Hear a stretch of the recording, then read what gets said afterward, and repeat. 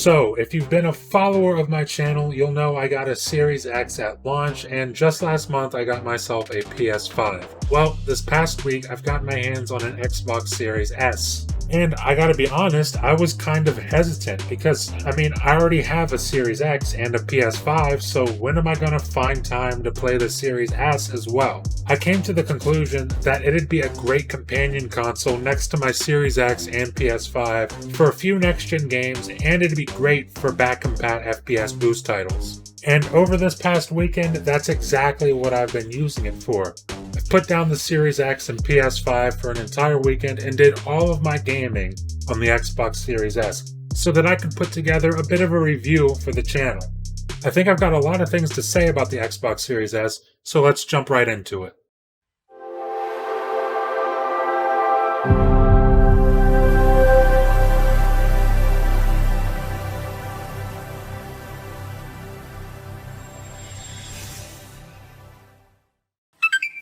First of all, I want to say that this review is going to be 100% authentic, with as little bias as possible towards Xbox. You guys know that this is an Xbox channel. I primarily play on Xbox, it's my preferred platform.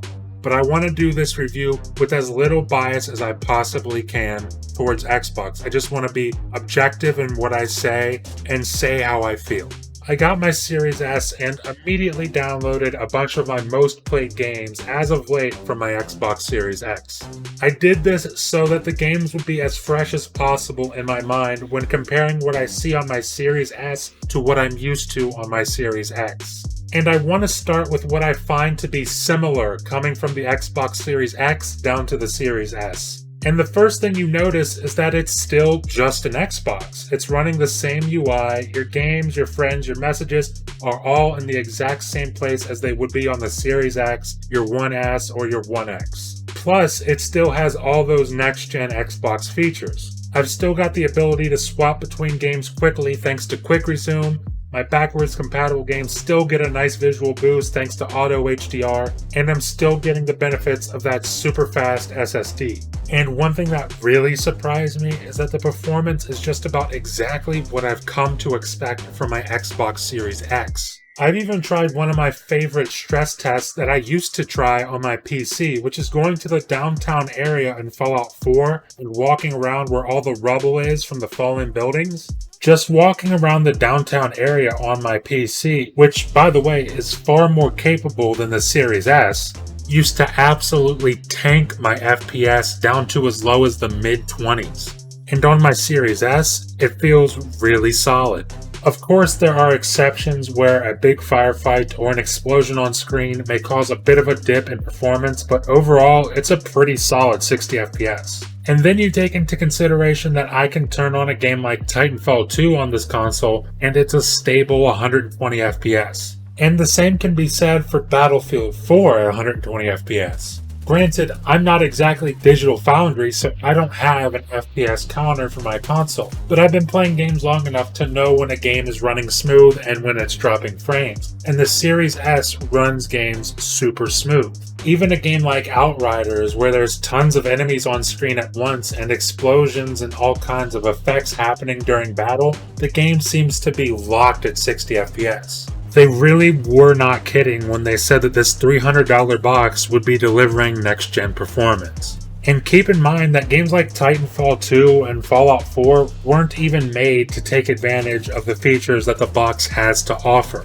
Once games start coming that take advantage of the hardware, then we'll really be in for a treat. Things like super resolution, where they can render natively at a lower resolution like 720p for example, and reconstruct it to look like 1440p, or even 4K in some cases. And this will be with little to no cost on the performance for the Series X or Series S. And the same can be said for something like sampler feedback streaming, where the game only renders the details that are needed for each scene as they are needed. This makes it so that your GPU isn't being tasked with more than it needs to be tasked with at any given time. For example, if you're looking ahead of the player, then the GPU will load in what's sitting in front of you and completely cut out what's behind you. And then if you snap your player around really quickly, then the speed of the console will load those textures before you can even notice that they weren't there. All these things will be working in unison as part of the Xbox Velocity architecture to ensure that the longevity of both the Xbox Series S and Series X is much longer than you might expect it to be. And now that we've covered what's similar between the Series S and Series X, I figured I'd talk about some of the differences that I've noticed. And the first thing I want to start with is what I believe to be the most limiting factor of the console, and that is the storage size of the SSD. Coming from a 1TB Series X down to a 500GB Series S is pretty shocking, especially when you consider that out of that 500GB, only 364GB are usable for games and content.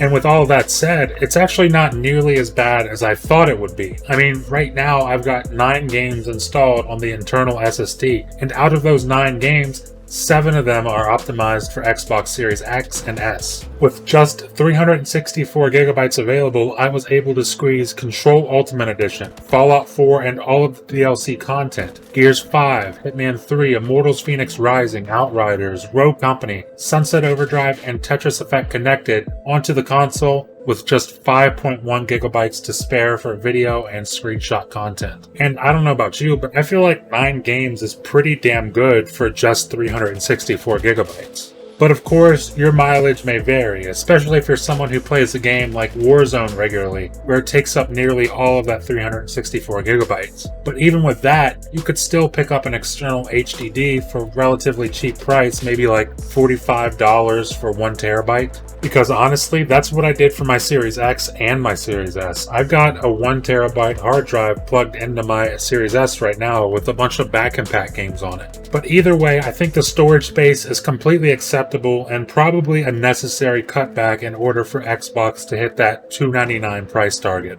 And another thing that you'll notice when playing on the Series S is that games aren't as sharp looking as they are on the big brother Xbox Series X or even the Xbox One X. And the reason for this is that all of those back compat games are running Xbox One S code on the Series S. So, for example, a game like Titanfall 2 will run at 4K on your Series X or even your Xbox One X, but on your Series S, it'll run with the Xbox One S code at a dynamic 1080p.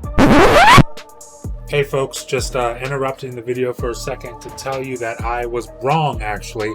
The game does not run at 1080p, a dynamic 1080p. In fact, it runs at 810p locked on both Series S and Series X at 120 FPS. So I just wanted to clear that up. It's not 1080p, not dynamic 1080p. It's a locked 810p. So my apologies for that. Games also look a bit softer, even on a 4K display, due to the fact that most games are outputting at a lower resolution than 4K. I know for me personally, my TV only has one port that supports HDMI 2.1, so everything else is HDMI 2.0, and therefore I have my Series S set to 1440p at 120 FPS. But the lower resolutions are to be expected. I mean, after all, this was marketed as a 1440p machine as opposed to the Series X being a 4K machine.